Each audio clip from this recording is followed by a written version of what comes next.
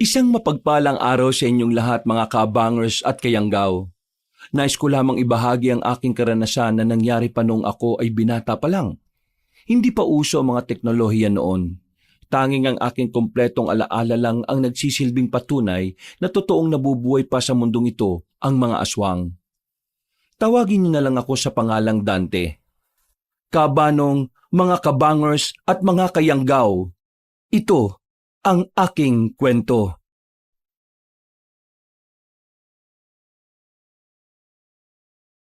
Bago nga pala magsimula ang ating kwento, sana'y mapindot nyo muna ang subscribe button at ang notification bell para lagi kayong nanonotify pag may bago tayong mga kwento.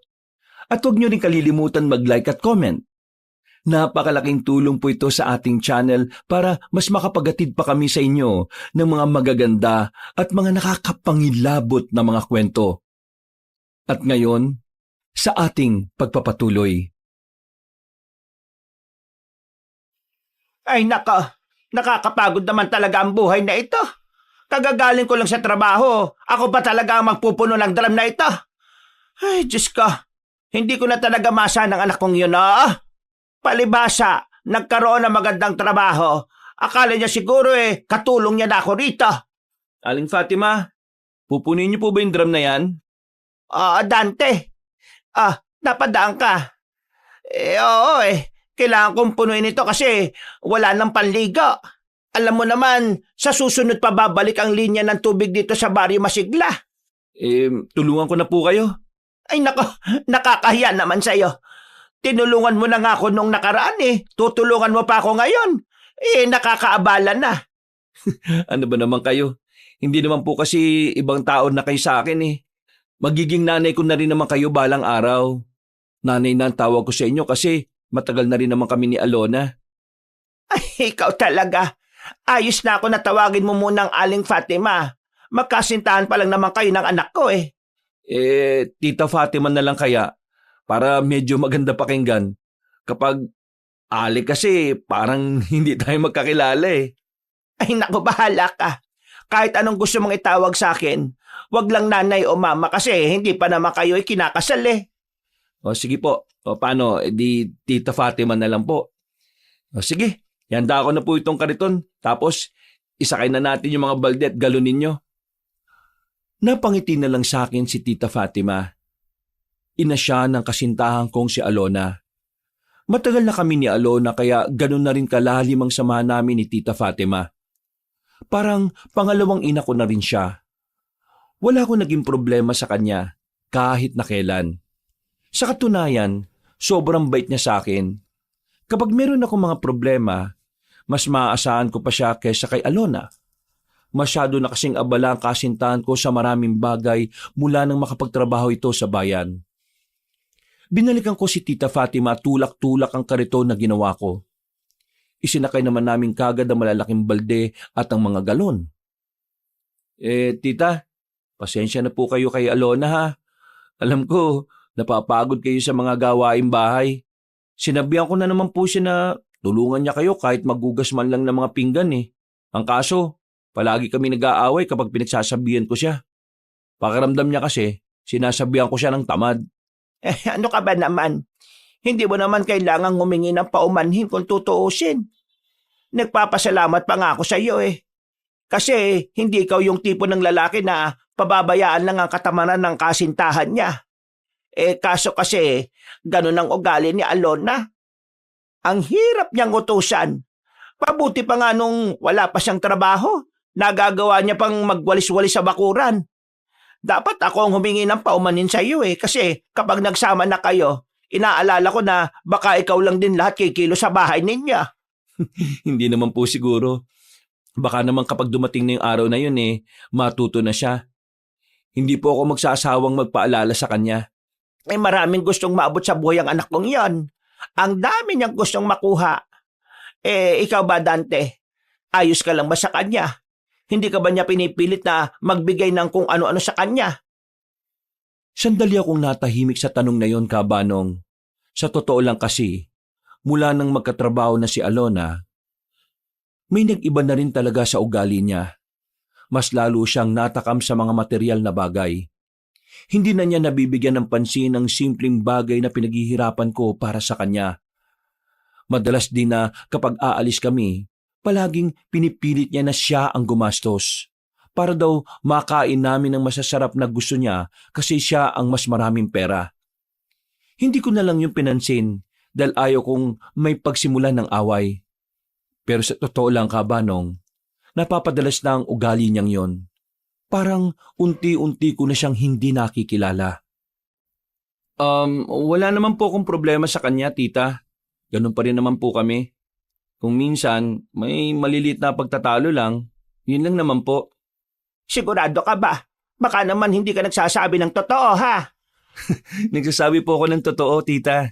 At saka, sasabihin ko naman po sa inyo kapag mayroong problema eh.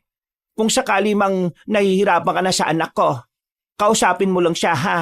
Ipaalala mo sa kanya yung dating siya. Pakiramdam ko kasi, unti-unti na siyang binabago ng kasarapan sa buhay.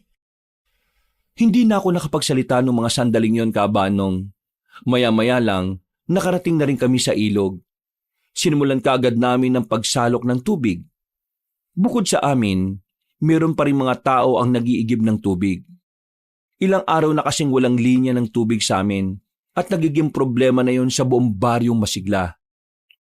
Ay, siya nga pala, Dante. Yung samahan ninyo, yung mga manunugis na tinatawag nyo. Ano ba talaga layunin ng samahan nyong yan? Palagi ko na lang kasing naririnig kapag napapadaan ako sa San Isidro eh. Lahat po ng masasamang nilalang na pwedeng manakit sa mga tao, yun po ang gusto naming pigilan. Pero magdadalawang taon na ang samahan namin, wala naman kaming nakikitang aswang. Ha? Aswang? Yung bang hinahanap ninyo? Opo. May ganun pa ba sa ngayon?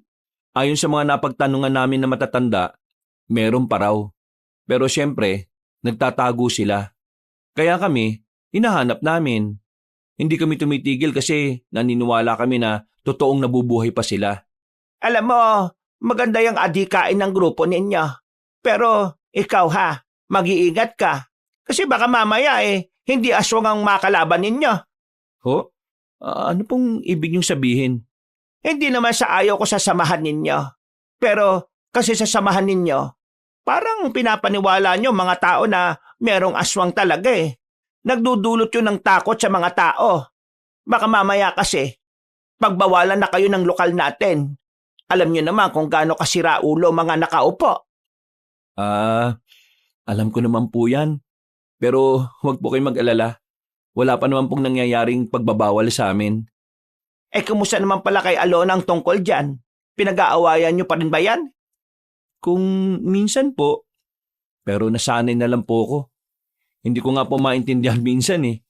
Ayaw niyang maniwala na may aswang, pero naniniwala siyang may multo. Ewan ko ba? Madalas kasing baluktot ang paniniwala ng anak kong yan eh. Ayan. Puno na po lahat ng balde. Maraming salamat ha. Sakto naman ito para mapuno ang isang drum kaya hindi na tayo babalik dito. Sige po. Ihatid ko po muna kayo at tutulungan ko po kayong magsali nito sa drum. Ay nako, napakabuti mo talagang tao. Maswerteng anak kong ikaw ang naging kasintahan niya. Napangiti na lang ako sa sinabi ni Tita Fatima, pero wala siyang kalam-alam na kabaliktaran ng sinabi niya ang sinabi sa akin ni Alona. Para kasi sa kasintahan ko, malas siya dahil ako ang naging kasintahan niya. Hindi niya raw mararanasan ng masarap na buhay. Naguguluhan nga ako sa babaeng yun minsan kasi hindi niya rin naman ako magawang iwanan. Makalipas lang ang ilang minuto ay nakarating na kami sa bahay ni Tita Fatima. Matapos kong maisali ng tubig sa drum ay nagpaalam na rin ako sa kanya. Binigyan pa ako ng 2 ampalaya na kakapitas lang sa likod bahay nila. Nandito na ako. Pagpasok ko sa makalumang bahay na pamana sa akin ng lolo ko, naabutan ko kagad si Jerry na nakahiga sa maalikabok na sofa. Nakatingin siya sa akin na parabang wala siyang gana sa kakahintay sa akin. Saan ka ba galing? Bakit? Dapat ba sabihin ko sa'yo? Nagtatanong lang naman ako eh. Bakit ka nandito? At paano ka nakapasok? Iniwan mo kaya nakabukas yung pinto. Buti nga, mabuting tao nakapasok dito at hindi masamang tao eh. Ha? Mabuting tao na tirador ng tira-tirang pandesal? Pustahan no? Kinain mo na naman yung mga natira ko kanina umaga. 3 lang naman ang kinain ko eh. Isira ulo ka pala eh. 3 na nga lang yun eh. Kaya pala ubos na. Kahit kailan talaga to. Bakit ka pala nandito? Umayo siya ng pagkakaupo at saka tumingin sa akin ng seryoso. Meron siyang inilapag na larawan sa maliit na lamesa. Larawan yun ng isang babae na parang kasing idaran lang namin. Sino yan? Hindi ko rin kilala eh. Buang. Bakit nasa'yo yan? Bigay sa akin ni Nabong. Yang babaeng yan kabaryo daw ng tiyahin niya. Ang sabi, sinasapian daw ng kakaibang elemento yung babaeng yan. Malakas ang inaala ni Nabong na aswang ang sumapi kasi sinasabi raw ng babae na gusto niya kumain ng hilaw na manok eh. Ano? Sinasapian ng aswang? Oo. Nung una, hindi ko yung pinaniniwalaan eh. Kasi si Nabong ang nagsabi. Alam mo naman yung isang yun. May pagkatanga pagdating sa pagsagap ng impormasyon. Pero tinanong ko yung iba nating kasama. Kinumpirma nila na totoo nga. Sa katunayan, sasabihan na rin sana nila tayo eh. Pero naunahan sila nitong sinabong. Kung punta na kaya natin ngayon? Ngayon talaga? Hindi pwede bukas? Kung sinasapian siya ng aswang, hindi pwedeng ipagpabukas yan. Delikado buhay ng babae. Sino magpapalaya sa espiritu ng aswang sa katawan niya? Ako. Ikaw? Alangan namang ikaw. Wala ka namang alam sa pagpapalayas ng masasamang elemento sa katawan ng tao. Sigurado ka ba? Bago mamatay yung lolo ko, marami siyang itinuro sa akin sa pag-aalbularyo. Isa na rin yung pagpapalayas sa mga sapi-sapi na yan. Kaya alam kong matutulungan ko yun. Kung ganyan naman pala di sige. Punta na natin si Nabong. Ang tanong, nasan ba yung tukmul na yun? Alam ko kung saan siya hanapin. Tara! Kinuha ko kagad ang jacket ko na nakasabit sa likuran ng pintuan. Gamit ang bisikleta ni Jerry, umangkas ako sa likuran at siya naman ang nagmaneho. Sa kabilang baryo lang naman ang bahay ni Nabong at hindi naman siya kalayuan sa amin.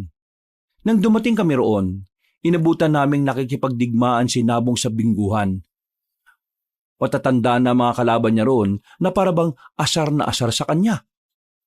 Oops, mga lola, mukhang hindi na kayo makakabawi ah. Nandito din mga kaibigan ko sinusundo na ako. Agad na tumayo si Nabong. Pinagmumura naman siya na matatanda dahil hindi na mababawi ng mga yon ang mga napanalunan ni Nabong. Tarantado ka talaga no? Galit na galit sa'yo yung matatanda. Inayuan mo ba naman na nananalo ka na? Kasalanan nyo rin naman kasi dumating kayo eh. Tsaka wala naman sila magagawa. Pera ko naman na to eh. Teka, bakit ba kayo nandito? Sinabi sa akin ni Jerry yung tungkol dun sa babaeng sinasapian ng aswang sa baryo ng tiyahin mo. Oo. Buti na lang nagpunta kayo. O ano, puntahan ba natin? Sigurado ka ba talaga na sinasapian ng aswang yon? Nagtanong ako sa tiyahin ko. Sabi niya oo raw. Kilalang chismosa ang tiyahin ko ron. Kaya alam kong totoo yung nasagap niyang balita. Pagkakataon na natin yan para magpasikat. Kapag nagamot natin yung babae, makikilala yung samaan natin. Ang tanong, paano natin mapapalayos yung nakasapi na aswang sa babae? Ito si Tante, marunong daw eh. Ha? Nakakalimutan mo na bang kilalang albularyo yung lolo ko? Yung lolo mo, oo. Pero ikaw? Naturuan ako ng lolo ko. Wala ka yatang tiwala eh. Meron naman akong tiwala sa'yo. Ikaw ang pinuno ng samahan natin eh. Pero sigurado ka ba talagang marunong ka? Ang mabuti pa, samahan mo na kami kung saan yun at patutunayan ko sa'yo. O siya, sige. Magaga pa naman eh. Kukunin ko lang yung bisikleta ko. Hintayin niyo ako dito ha. Agad kaming nagtungo sa kabilang baryo para puntahan ang sinasabi ni Nabong na babae. Halos 5 minutong pagbibisikleta lang ay nakarating na rin kami kagad doon. Tahimik ang bakuran. Kung titingnan ang bahay na nasa harapan namin, ay parang matamlay ang atmosfera doon. Nagkibit-balikat na lang si Nabong, pero lumapit na rin kami sa bakod para patunugin ang maliit na bell na naroon. Hindi nagtagal, isang matandang lalaki ang lumabas. Ayon sa suot at itsura nito, masasabi ko na agad na isa siyang inchik. Paglapit niya sa amin, tiningnan niya muna kami mula ulo hanggang paa. Nagkatinginan naman din kaming tatlo. Hindi kasi namin inakala na yun ang lalabas. Kaya parang nagkahiyaan kami kung sino ang kakausap sa kanya, hindi naman kami marunong magsalita ng inchik. Ano? Wala ba sa inyo sasalita? Ano ba inyo kailangan? Pasensya na po. Akala po kasi namin hindi kayo nakakapagsalita at nakakaintindi ng Tagalog eh. Ako tagal na dito nakatira Pilipinas. Kaya ako marunong na rin. Ano ba inyo sadya? 8:00 na lang gabi Narito po kami para po sa babaeng si Alisa. Nabalitaan po kasi namin na Si Alisa inyo hanap? Teka. Kayo ba tutulog sa asawa? Mabuti naman kayo nating agad. Kasi ako hintay sa inyo nung nakaraan pa eh. Halika. Pasok kayo, pasok. Nagkatinginan agad kaming tatlo. Kahit na medyo nag-aalangan, ay sumunod na lang kami sa matandang inchik. Pinupo niya kami sa harapan ng mahabang lamesa na yari sa kawayan. Maya-maya lang, bumalik siya at may daladala ng tsaa at puto. Pinakain na muna niya kami. Habang kumakain, ang dami niyang sinabi tungkol sa asawa niya. Kinuwento niya lang ang masasayang araw nilang mag-asawa. Ayon sa kanya, dati naman daw normal ang asawa niya. Pero nagulat na lang daw siya nang biglang nagbagong pananalita at kilos nito. Sa sobrang dami ng mga sinabi niya, ay hindi kami nakasingit sa kanya. Kaya nang makakuha kami ng pagkakataon, hindi na ako nagsayang pa ng oras. Narito po kami para gamutin yung asawa ninyo. Kung ayos lang po, pwede po ba namin siya makita? Sige. Halik kayo. Kayo sa masakin. Punta tayo likod bahay. Sa likod bahay nila, merong maliit na bodega ron. Pagpasok at pagbukas ng ilaw, nakita namin doon ang babaeng si Alisa na nakagapos ang paa. Makapal ang kadena na nakalagay. Nakatingin siya sa amin at nanlilisik ang mga mata. Agad ko namang inilabas ang libro at ang rosaryo na daladala ko. Kami ayos naman ito nakaraang buwan eh. Pero isang umaga paggising ko, kita ko siya ganyan na. Wala na sa sarili. Ako ba inyo matulungan na ibalik asawa ko sa dati? Wag po kayong mag-alala. Ito pong kaibigan namin magagawa niya ng paraan. Mas maigi siguro kung simulan na natin. Paano nyo gamutin ang asawa ko? Tutulungan niyo po kami. Ito po ay Biblia. Hawakan niyo po. Basahin niyo po yung tala na babanggitin ko. Kayong dalawa naman mga pre, hawakan niyo yung babae sa magkabilang kamay ha. Sisimulan na natin. Pumwesto na ako sa harapan ng babae. Binuklat ko na ang librong itim. Nakapikit ako pag binabasa ang pahina habang dinadama ang paligid. Masamang elemento na pumasok sa katawan ng babaeng inosente na ito. Lumayas ka ngayon din kung ayaw mong mamatay. Hindi kita titigilan. Dahil ang kapangyarihan ng kabutihan ay mas malakas pa sa kasamaan ng kadiliman. Lumayas ka! Umalis ka! Sa ngalan ng Panginoong Hesukristo, lisanin mo ang katawan ng babaeng Talantado! Ako ba inyo nilola ko? Ha? Bakit po niyo ginawa yun? Sinisira niyong ritual. Ritual mo mukha mo! Bakit yung ritual asawa ko? Hindi naman siya sapi-sapi. Asawa ko may sila utak, nabaliw, nabuang, hindi sinapian. Mga sila ulo. Kayo sayang oras ko. Kayo wala respeto sa pinagdaanan ng asawa ko. Layas kayo rito, layas! Bago ko kayo tagain aking katana. Layas! Mga buwisit! Binato niya pa ako ng Biblia sa muka. Nagmamadali kami makalabas ng bakuran nila at agad na lumayo roon. Binatukan ko naman agad si Nabong sa nangyari. Mali-mali na naman kasi ang impormasyon na nakuha niya. Bulilyaso, napahiya pa kami sa matandang inchik na yon. Sa halip na makapagpabango kami ng pangalan, mukhang masisira na kami sa baryong yon. Sira ulo ka rin talaga no? Ang sabi mo sinasapian ng aswang yung babaeng yon. Nabaliw lang naman pala yun. Ano magagawa ko? Sinabi ko lang naman sa inyo kung ano yung mga narinig ni Tia tungkol sa babae. Sana man lang kasi nag-double check ka. Kung tama nga ba yung impormasyon. Langya ka Nakakaya yung ginawa natin. Napapakamot na lamang ako sa ulo ng dahil sa nangyari. Makailang beses namin pinagbababatukan si Nabong dahil sa kahihiyan. Napatambay na lang kami sa ilog kahit na lumalalim na rin ang kinagabihan. Walang ya. Naiinis pa rin ako. Nakakabas yung ginawa natin. Kahit ako yung matandang inchik magagalit din ako kanina. Oo na. Kasalanan ko na. Pero yun lang din naman kasi yung sinabi sa akin ni Tia eh. Ang bihira ka. Kaya pala unang tingin ko pala sa babae parang may mali na eh. Yan ang balak natin ngayon. E di balik sa dati. Isipin na lang natin na hindi nangyari yun. Kapag kumalat hanggang sa atin yung ginagawa natin, anong gagawin natin? Ipagdasal na lang natin na sana hindi. Kasi kapag nalaman ng iba yan, tapos tayo.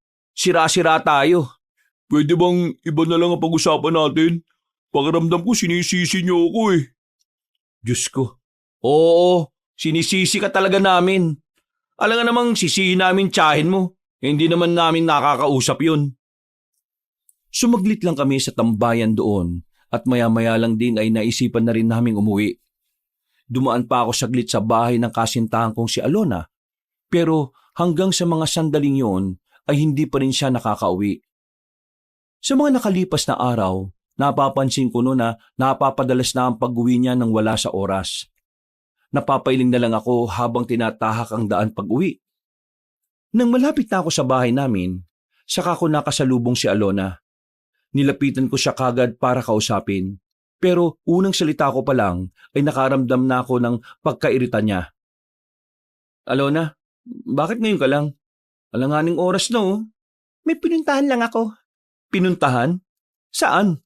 Pwede bang wag mo muna akong tanungin ng kung ano-ano? Pagod ako. Gusto ko lang munang umuwi at makapagpahinga. Tuwing susubukan kitang makausap, palagi ka nalang pagod. Kapag sa akin ba talaga wala ka ng oras na mailaan? Dante, alam mo naman ang trabaho ko. Kung sino-sinong kinakausap ko sa araw-araw, iba't ibang tao, iba't ibang ugali. Malamang, mapapagod ako. Pero nagagawa mo nga maglaan ng oras sa ibang bagay eh. Kasi yon, nakakapagpasaya sa akin. At ako hindi. Sino magiging masaya sa ganito? Kakauwi ko lang, ito kagad ang bungad mo sa akin. Palibasa ikaw, hindi ka naman napapagod. Ni wala ka nga rin kinikita sa pagiging manunugis mo na yan eh. Kabaliwan lang yan. Manunugis ka dyan.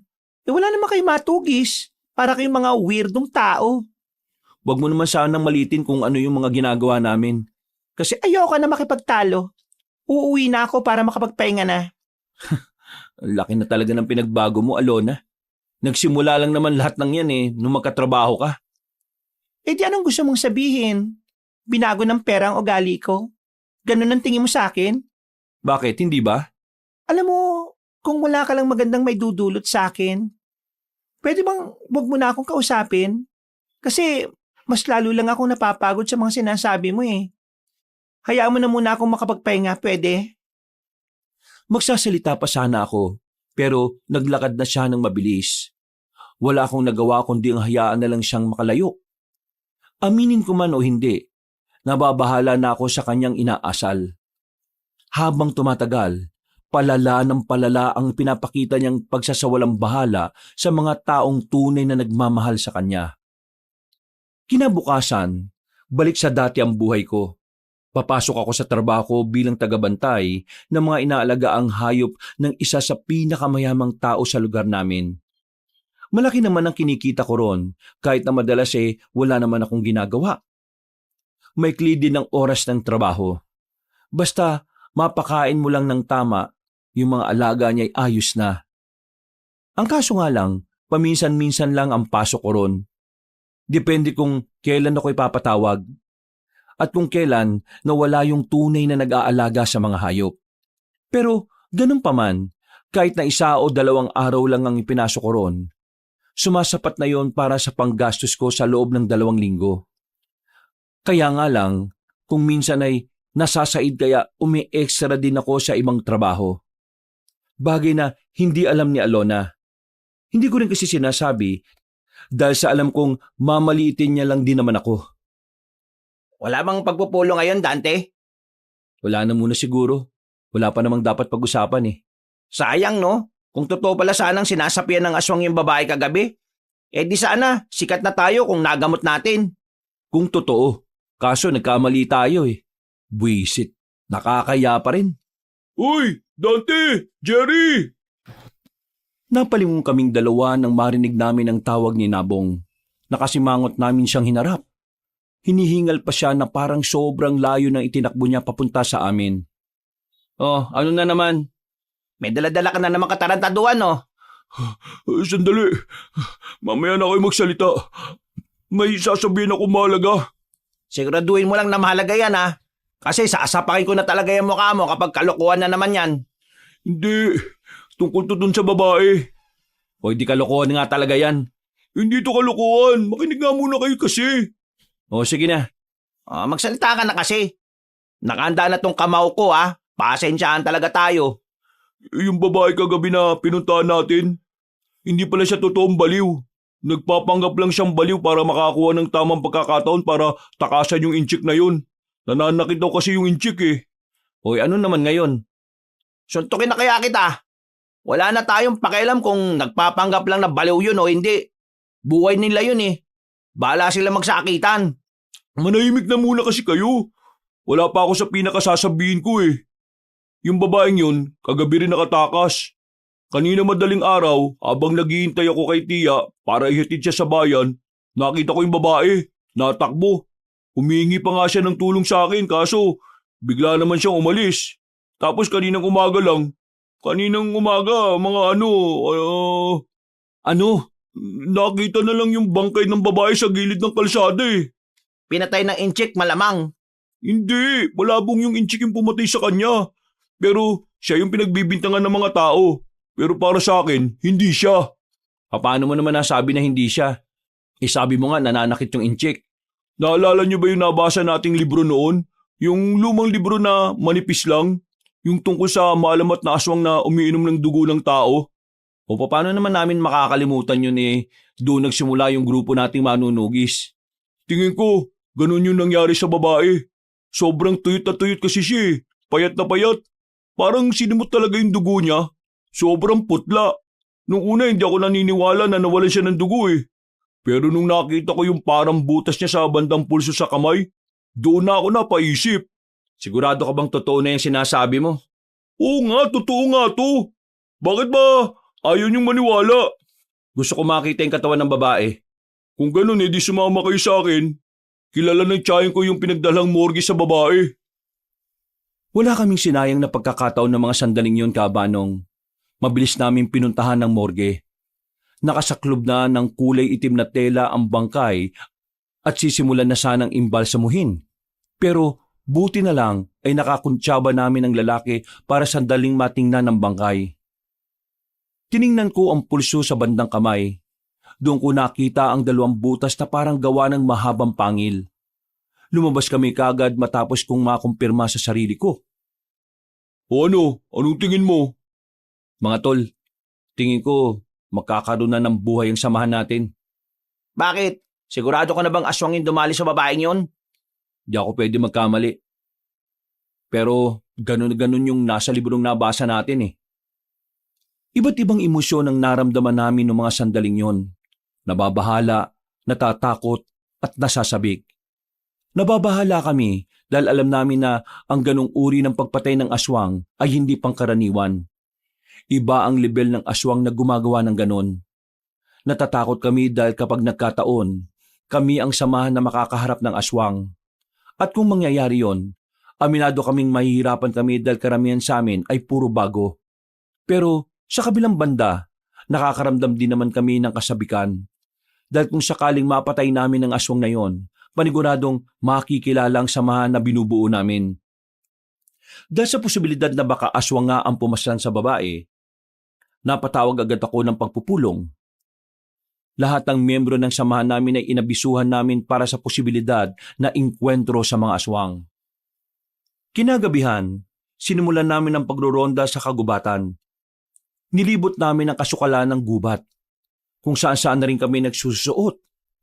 Inabot na kami ng madaling araw sa kakahanap sa aswang. Pero sa kasamaang palad, wala naman kaming napala. Kahit na bakas lang ng aswang ay wala kaming nakita. Bandang 4:00 na ng madaling araw nang mag-uwi na ang mga kasamahan namin. Noong mga sandaling yon, nagpaiwan na muna kaming 3 sa ilog para magpahinga. Napagod lang tayo. Wala naman tayong napala sa pagroronda natin. Hindi naman natin agad mahahanap ang aswang sa isang ronda lang. Kaya kung hindi natin siya nakita ngayon, siguro sa ibang araw. Tama si Dante. Hindi lahat nakukuha sa isang subok. At saka, aswang ang hinahanap natin. Alam naman natin na ang aswang ay mailap sa mga tao. Magtatago talaga ang mga yun. Pero paano kung malakas ang aswang na hinahanap natin at mapahamak lang tayo? Bakit? Ngayon ko pa ba nag-aalinlangan? Naduduwag ka na ba ngayon? Kung kailan malapit na nating makamit yung pagkilala na matagal na nating inaasam? Hindi ako natuduwag. Sinasabi ko lang delikado na wala tayong alam sa hinahanap natin. Ang alam lang natin, aswang siya na umiinom ng dugo. Yun lang. Kaya nga natin hinahanap para magkaroon tayo ng nalalaman tungkol sa aswang na yun eh. Pambihira ka naman oh. Ito lang ang tanging paraan para mas lumawak ang pangunawa natin tungkol sa mga aswang. Ang makita sila ng aktwal. Kung sa bagay, Pero naawa pa rin ako dun sa babae. Sinasaktan na nga siya ng inchik na yun. Dinali pa siya ng aswang. Napakasaklap ng buhay niya. ganun talaga. Napunta siya sa siraulong tao eh. Ay, siya nga pala. Hindi ba natin sasabihin sa iba na baka aswang yung dumali sa babae? Alam mo naman na hindi lahat ng tao rito sa atin ay bukas sa usaping aswang. Magiging katatawanan lang tayo sa iba. At baka makaabala pa yun sa paghahanap natin sa aswang. Saka na natin sasabihin sa kanila kapag nahuli na natin yung aswang na hinahanap natin. Bumuntong hininga na lang ako. Pagkatapos ng pag-uusap namin doon, ay umalis na rin kami. Humiwalay na ako sa kanila at dumaan ako sa bahay nila Alona. Pero ang nanay niya lang ang nadaanan ko roon. Nakita kong naglalaga na yun ng mga paninda niyang kamote para sa almusal. Bukod kasi sa pagtatrabaho at mga gawaing bahay, nagbebenta rin yun ng mga kakanin at kamote kapag walang ginagawa. Dante, bakit gising ka pa?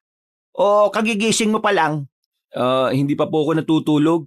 Meron lang po kaming pinuntahan ng mga kaibigan ko. Ay, ganun ba? O halika, pasok ka muna. Sakto maluluto na itong kamote. Nakakain ka ba ng kamote? Oo po. Masarap nga po yan lalo na kung isasawsaw sa asukal. Wala ka talagang arte sa katawan kahit na kailan.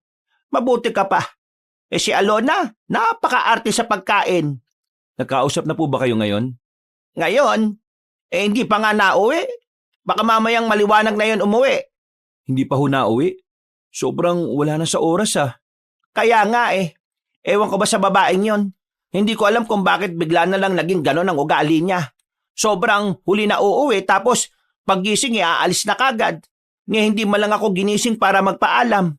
Teka, may naging problema ba kayo kaya siya gano'n? Nito lang, nagkasagutan kami kasi pinuna ko rin yung pag-uwi niya nang wala sa tamang oras. Bago pa yon, gano'n na po talaga siya. Palagi rin siyang iritado kapag mag-uusap kaming dalawa. Ano kaya nangyayari sa batang yon? Kapag kinakausap, sasabihin lang niya na pagod siya. Ay nako, nag-aalala na ako. Wag po kayo mag-alala. Kapag nakita ko siya, kakausapin ko po ulit siya. Baka naman mas lalo lang kayo mag-away. Ako na pong bahala doon. Bumiti na lang ako kay Tita Fatima ng mga sandaling yon, Kabanong. Pero sa loob-loob ko, ay nababahala na rin ako sa mga ikinikilos ng kasintahan ko. Makalipas pa ang halos isang linggo, ganun at ganun pa rin ang ugali ni Alona. Kahit na anong pakiusap ko sa kanya, hindi niya talaga ako pinakikinggan. 7:00 ng gabi, pumunta ako sa bayan. Pista noong mga sandaling yon. Meron kasi akong dating kakilala na nag-imbita sa akin sa bahay nila. Papasok na sana ako sa isang barangay doon. Nagulat na lang ako nang biglang lumitaw si Nabong at Jerry sa gilid. Hinirangan nila ako na parabang ayaw nila akong papasukin doon. Oh, bakit kayo nandito? Anong ginagawa niyo rito? Oh?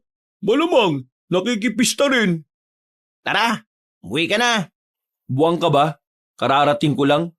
Pupunta ako sa kakilala ko. Saan? Dito? Malamang, alang-alamang doon. Uwi na lang tayo. Baka mamaya kung ano pa makita mo. Ha? Tara na. Teka nga, bakit niyo ba ako pinipigilan pumunta rito? Kayo lang ba pwedeng dumalo sa mga ganitong pista? Nga kayo makulit? Nauna na akong naglakad sa kanila. Pero sinundan pa rin nila ako at pilit na hinaharangan. Nang mapatingin ako sa isang bakuran, nakita kong ilang grupo na nag-iinuman doon. Nagtaka ako nang makita ko si Alona na naroon. At ang pinagtataka ko pa, may isang lalaking nakaakbay sa kanya. At base sa nakikita ko, mukhang masaya siya sa ginagawa ng lalaki. Ilang minuto na muna akong hindi nakapagsalita. Natulala at hindi alam ang gagawin. Pero nang matauhan ako, lumapit ako at tinawag ang pangalan ni Alona. Hindi niya ako kagad narinig. Napalingon na lang siya sa amin dahil sa mga kasama niya. Nanlalaki ang mga mata niya na hindi siya makapaniwala na naroon ako. Alona, anong ibig sabihin nito? Sandali lang kakausapin ko lang ito. Halika nga rito, Dante. Dito tayo mag-usap. Tumayo siya, tinawakan ako para ilayo roon. Hindi na rin sumunod sa amin ang dalawa kong kaibigan. Nang bitiwan ako ni Alona, ay saka lang siya nagsalita. Wala yon, kaibigan ko lang yon. Oo, kaibigan. Malapit lang talaga kami sa isa't isa kasi gano'n naman talaga ang kaibigan, di ba? Ginagawa mo ba akong tanga, Alona? May kaibigan bang nahalik sa lig ng kaibigan niya? Anong umahalik? Lasing ka ba? Ikaw ang lasing. Amoy alak ka na oh. Umuwi ka na nga. Mamaya pa ako uuwi. O tapos ano? Makikipaglandian ka sa lalaking yon? Umuwi ka na. Nakakaya ka. Ako pa nakakahiya. Ikaw itong nakikipaglandian sa ibang lalaki. Ano ba problema mo? Ikaw. Ikaw ang problema ko. Ako? Pagod na akong intindihan ng kagaya mong parang walang pangarap na guminhawa sa buhay. Wala ka man lang magandang trabaho para mabigyan ako ng magandang buhay eh.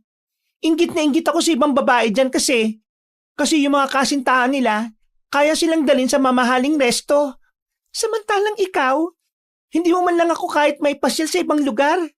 Kasi wala kang pera, wala kang pangarap sa buhay. Ako, meron. Kaya ba naghahanap ka ng ibang lalaki? Bakit mayaman ba yon? Mapera ba yon? Dinala ka na ba nun sa mamahaling kainan? Oo, lahat nasa kanya na. Yun na ba yung bago mo? Oo, kasi ayaw ko na sa'yo. Wala kang kwenta. Wala kang pakinabang sa akin. Pinagsisisihan ko kung bakit pa kita sinagot noon. Pera na lang ba talaga nagbibigay sa'yo ng kahulugan sa maraming bagay? Yun lang ba talaga, Alona, ang habol mo sa isang relasyon? Hindi mo ko maintindihan, Dante. Ikaw kasi, kontento ka na sa buhay mong ganyan. Ako hindi. Gusto kong umunlad. Kaya bahala ka na sa buhay mo. Mag-isa ka.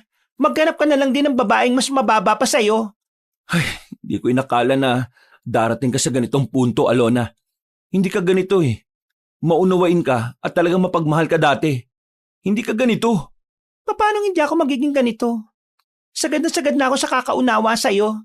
Ngayon, umalis ka na kasi nakahanap na ako ng taong sasamahan ako habang buhay. Kapal din pala ng mukha mong babae ka no? Huwag kang ang epal. Jerry naman, huwag ka nang makisali. Pabayaan mo ko. Ako usapin ko lang tong babaeng to. Hoy, Alona, para sabihin ko sa'yo sobrang kapal ng mukha mo. Wala kang karapatang maliitin tong kaibigan namin Kasi, nung ikaw ang walang-wala, yung katiting na kinikita nito ni Dante, binibigyan niya sa'yo. Tinutulungan ka rin niya para makahanap ka ng trabaho.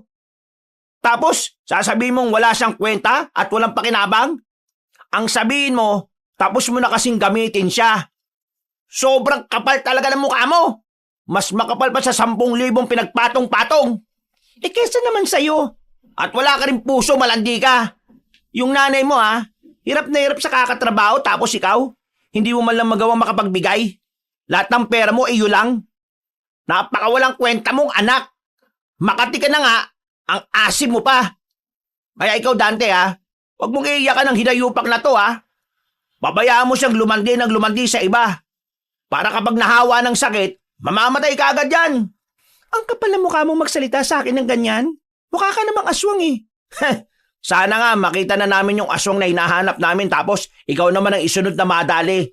Para naman mabawasan na sa mundong ito mga babaeng malalandit manggagamit na katulad mo. Hindi na ako nakapagsalita noon ng mga sandaling yon, Kabanong.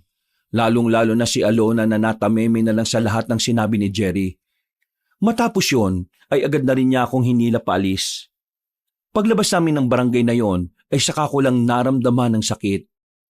Habang naglalakad kami sa gilid ng kalsada, iyak lang ako ng iyak. Pero natigilan na lang ako sa pag-iyak ko nang marinig namin ang malakas na angin ng aswang. Hindi namin alam kung saan yun nanggagaling, kaya sa halip na iiyak pa ako ay itinago ko na muna para mapakinggan ng maigi ang angil na yon. Nagmamadali naming hinanap kung saan nagmumula ang malakas na angil. Hindi na namin namalay na unti-unti na pala kami napapalayo sa mataong lugar ng bayan. Nakapasok na kami sa kagubatan. Pakiramdam ko, doon talaga kami dinala ng mga paa namin. Marahang kaming naglalakad, kinakabahan, nababahala sa maaring mangyari. Pero sa kabila nun, may kasabikan kaming nararamdaman. Hindi nga nagtagal, narinig na naman namin ang angil, pero sa pagkakataong yon, hindi na gaanong malakas. Nang marating na namin ang sagingan kung saan direktang tumatama roon ang sinag ng buwan, nakita namin ang isang aswang na nasa gilid ng babaeng wala ng malay.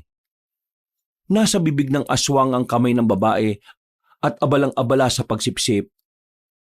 Hoy, bitiwan mo yan, bugo ka! Nang sumigaw ako ng malakas, tila na alarma ang aswang. Humarap siya sa amin.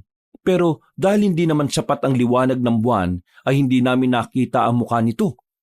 Umangil siya ng malakas nang makitang papalapit na kami. Dumampot naman kaming tatlo ng sanga na pwedeng ipalo. Ang kaso nga lang, bago pa kami makalapit ay agad nang tumakbo ang aswang. Mga pre, buhay pa itong babae. May pulso ba? Mukhang sumakto yung dating natin dahil hindi pa maraming dugo ang nawawala sa kanya. Okay na, bubuhatin ko na. Dalhin niyo sa pamunuan yan. Ahabulin ko lang yung aswang. Buwang ka ba? Wala kang dalang sandata. Ang malaga ngayon, napatunayan na talaga natin na totoo yung aswang. Na totoong nagbalik na sila. Unahin na muna natin itong babae.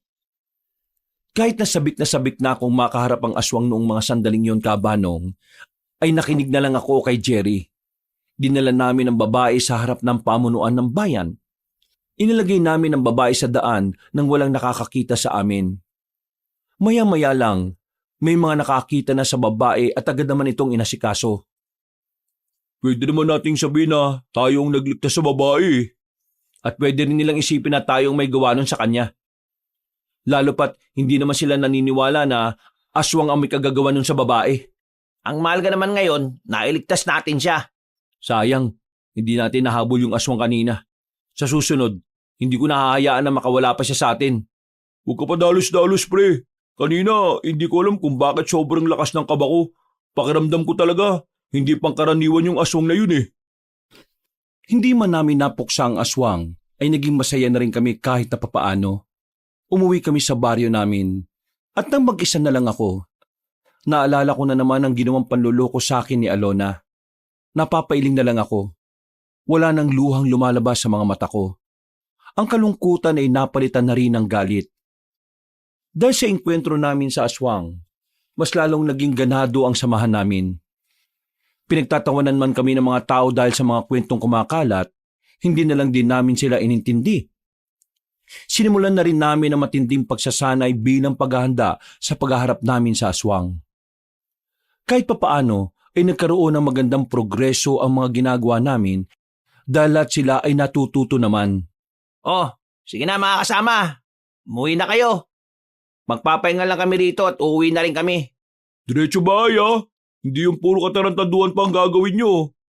Kami na ano ng mga asawa nyo eh. Mga tol, maraming salamat ha. Ha? Salamat saan? Sa pagsama niyo sa akin sa pagbuo ng samahan natin. Buwang ang putik.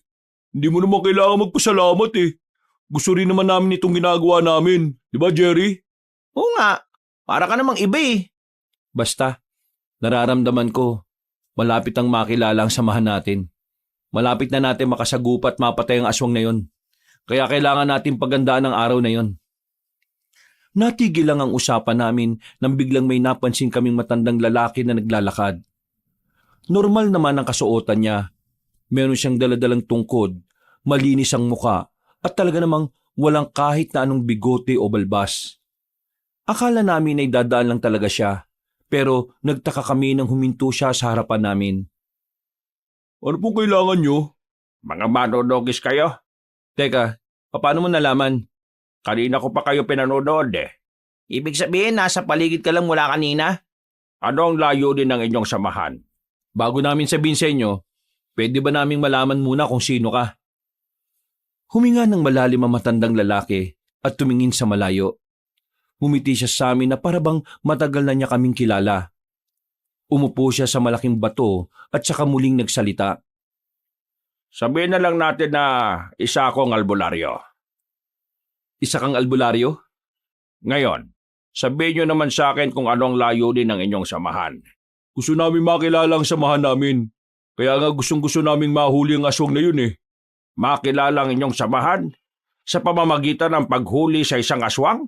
Dito sa amin, kahit na meron namang naniniwala sa mga aswang, mas marami pa rin kasi talagang pinagtatawanan lang kami. Kaya gusto naming mapatunayan sa kanila na totoong layunin ang ginagawa ng samahan namin. Na totoo ang sinasabi naming mga manunugis. Hindi magtatagumpay ang inyong samahan kung mababaw ang inyong layunin. Mababaw? Uy, Manong, huwag naman ganyan. Pinaghihirapan namin ang mga ginagawa namin tapos sasabihin mo lang na mababaw. Kung wala po kayong masasabing maganda, mas mainam na pong umalis na lang kayo. Hindi. Hayaan natin siya magsalita. Ang mga tungkulin na may kinalaman sa pagkamit ng kapayapaan ay may mas malalim na dahilan. Malalim na dahilan? Kapag nalaman niyo ang pinakadahilan kung bakit kailangan niyong labanan ng aswang, doon niyo mas maiintindihan kung ano ba talaga ang papel niyo sa mundo. Teka, sandali. Dati ka bang manunugis? Huwag marami kang nalalaman sa mga aswang ah. Hindi lang marami. Sobrang dami. Kayo, bagito pa kayo sa paningin ko. At sa nakikita ko, walang patutunguhan ng samahan ninyo dahil sa kababawan ninyo. Iba na tabas ng dila mo, tanda ah. Anong tinawag mo sa akin? Ikaw kasi, masyado ka mayabang. Akala mo naman kung sino kang magsalita.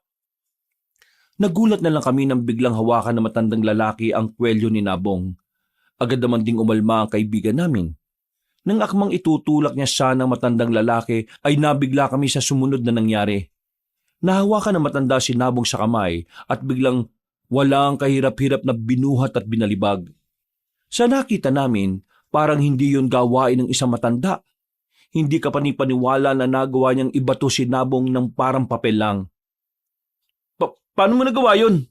Bago pa kayo isinilang sa mundong ito, alam ko na ang papel ko sa mundong ito mula nang kalabanin ko ang mga nilalang na yon. Kung gusto niyong magtagumpay, burahin niyo ang pansariling interes at isaalang-alang ang mas makabubuti. Teka, sandali lang. Pwede ka ba namin maging master? Master?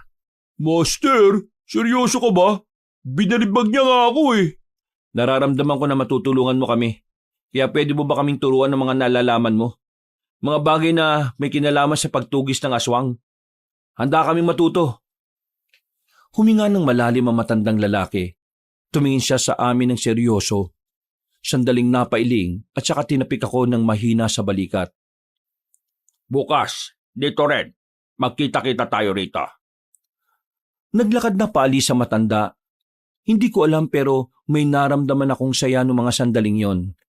Pakiramdam ko, marami talaga kaming mapapala sa matandang yon. Nakalimutan ko nang itanong ang pangalan niya.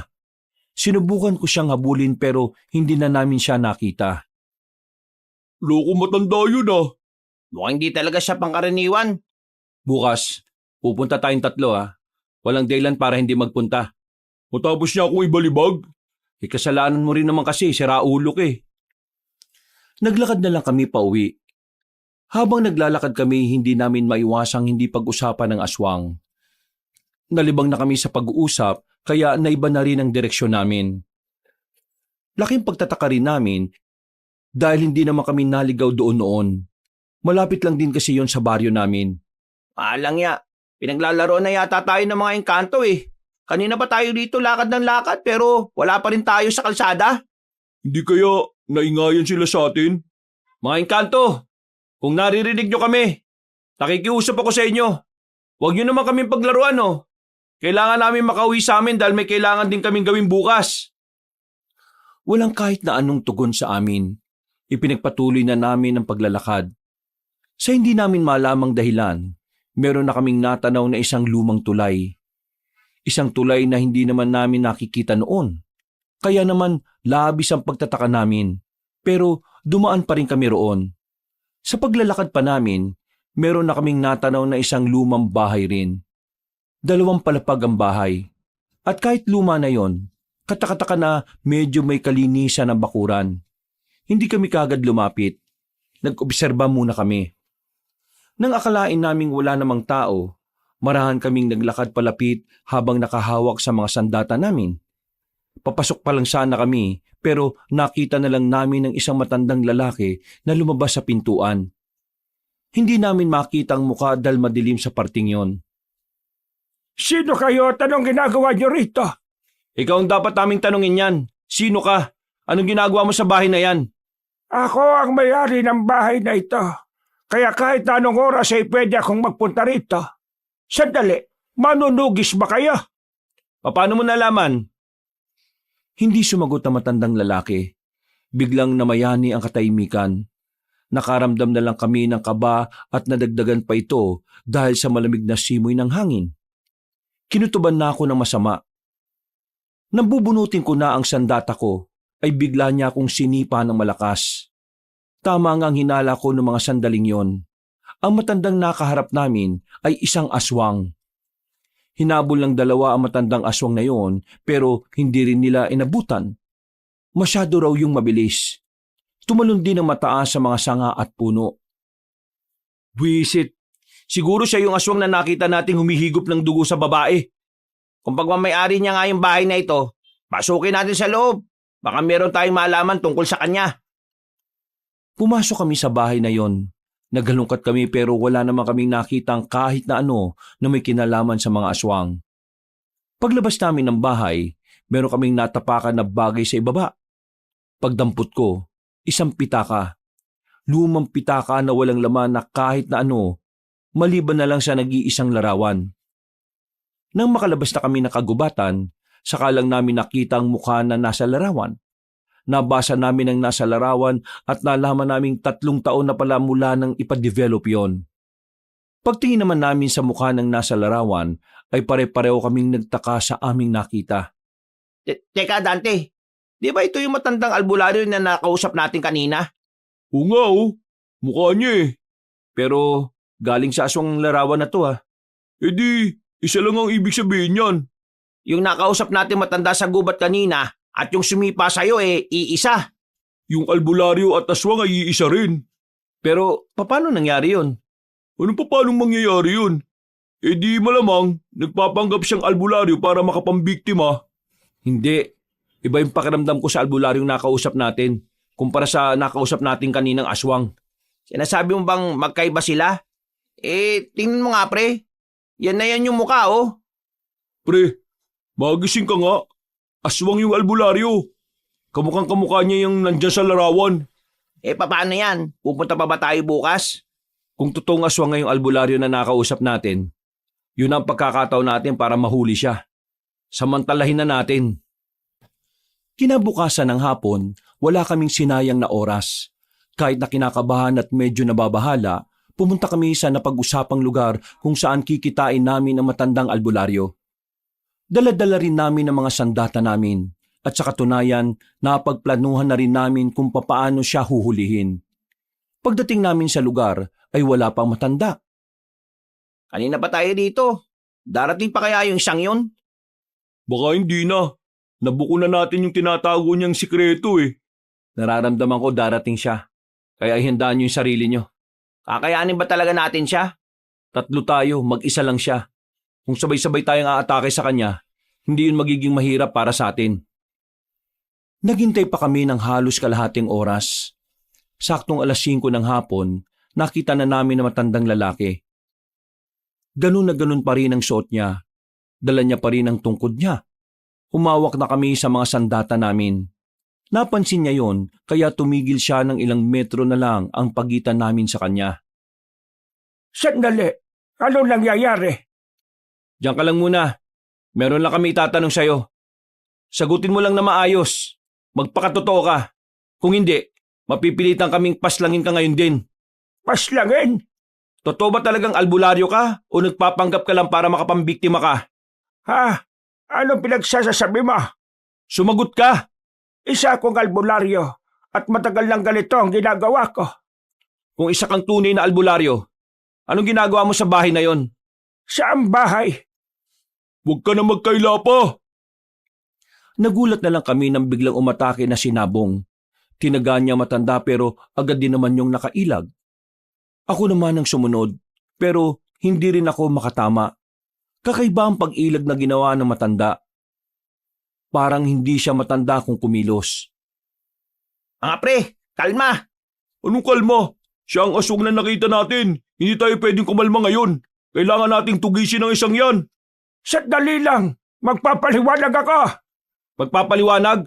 Wala ka nang dapat ipagpaliwanag. Aswang ka! Hindi ako aswang! Hindi namin siya pinakinggan noong mga sandaling yon, Kabanong. Pinagpatuloy namin ang pag-atake sa kanya. Pero kahit na anong gawin, hindi namin siya magawang tamaan. Hindi talaga basta-basta ang mga galaw niya. Kalkulado bawat kilos. Maya-maya lang, nakakuha ng tamang pagkakataon na matanda. Sinuntok niya ako sa tagiliran. Namilipit ako sa sakit kaya napaupo ko sa sahig. Habang sinabong naman, walang pakundangan pa rin sa paglait. Pero kalaunan, binalibag lang din siya na matanda sa katawan ng malapad na puno. Ano? Iisa ka rin? Ha? Hindi naman ako makikipag-away eh. Makinig kayong tatlo. Hindi ako ang aswang na hinahanap ninyo. Kung ako ang aswang, hindi ko na sana kayo pinuntahan rito para turuan at sanayin. Kung hindi ka aswang, paano mo ipapaliwanag ang larawan na nakita namin? Ang aswang na nakita nyo na kamukhang kamukha ko ay ang aking kakambal. Kakambal? Kakambal? Malaking kalokohan. Palusot lang yan ng mga taong nahuhuli na. Kung ayaw nyong maniwala, tingnan nyo ang larawan na ito. Inabot sa akin na matandang isa pang larawan na kung saan naroon siya at isa pang kamukha niya. Dahil doon ay tuluyan na rin kaming nakumbinsi. Napapakamot na lang kami ni Nabong sa ulo dahil sa kahihiyan. Hindi na tuloy kami makatingin ng mata sa mata. Ang kulit nyo kasi, sabi ng kumalma kayo eh. Pasensya na po ah. Hindi namin alam. Ang naisip lang talaga namin kanina mapuksa ang aswang eh. Naiintindihan ko. Kahit di naman sino ay aatakin ako kung talagang kamukhang kamukha ko ang aswang. Pero ang larawan na nakita nyo sa bahay na yon ay kuha niya nitong mga nakaraang taon lang. Kaya talagang kamukhang kamukha niya na ako ron. Teka, bakit ka nagkaroon ng kakambal na aswang? Siya lang ba ang aswang sa pamilya ninyo? Mga bata pa lang kami. Iba na talaga ang pananaw ni Leonardo sa buhay. Iniisip niya noon pa na mas maganda kung ang isang tao ay mabubuhay ng mas matagal. Nang magbinata na kami, minana ko ang pagiging albularyo sa ama namin, habang si Leonardo naman na iba ang landas niya. Natuklasan niya ang tungkol sa mga aswang. Pinag-aralan niya yon nang hindi namin alam. Hanggang sa isang araw, bumalik siya sa amin at sinabi niyang magiging immortal na siya. Nagpayanggaw siya sa nakilala niyang aswang sa gubat. Sa madaling salita, naging aswang siya. Itinago namin siya at inilayo sa taong bayan. Pero hindi palaging iisa lang ang daloy ng hangin sa buhay namin. Nagbagong landas si Leonardo nang minsang makakain siya ng buhay na kambing. Dito niya natuklasan na mas lalakas siya kapag kumakain siya ng kumakain ng mga laman. Pero ligid sa kaalaman niya na hindi siya naging immortal kahit na naging aswang siya. Sinubukan namin siyang ulihin ng mapagtanto niya na maaari namin siyang mapatay. Tumakas siya at nagtago-tago. Pero nitong mga nakaraang taon lang, nagkita kami ulit. Akala ko magiging maayos na siya dahil pumayag siyang manirahan sa bahay na yon kasama ko. Pero ang gusto niya lang palang makuha sa akin ay ang isang anting-anting. Hindi niya yun nakuha, kaya tumakas naman siya at di na nagpakita sa akin. Hindi agad kami nakapagsalita sa mga sinabi niya, Kabanong. Medyo namangha at nakaramdam kami ng lungkot sa sinapit nilang magkapatid. Pero nang tingnan ko ang mukha na matanda, nakita at naramdaman ko sa kanya ang determinasyon na mahuli ang kanyang kakambal. Kayo po bang uhulit papas lang sa kanya? Matagal ko nang ginawa yon, pero hindi lang ako nagkaroon ng tamang pagkakataon. Kaya sa sinabi niyong nakita niyo siya, muli akong nabuhayan ng loob. Itong mga nakaraan lang, meron siyang biniktimang babae. Buti na lang naligtas namin. Mga babae ang punterya niya. Dahil ang dugot laman ng babae ay mas nakapagbibigay ng kakaibang lakas sa kanyang katawan. Anong balak mo ngayon? Gusto ko kayong sanayin kung paano pumaslang ng mga aswang. Kailangan ko ng mga makakatulong sa akin.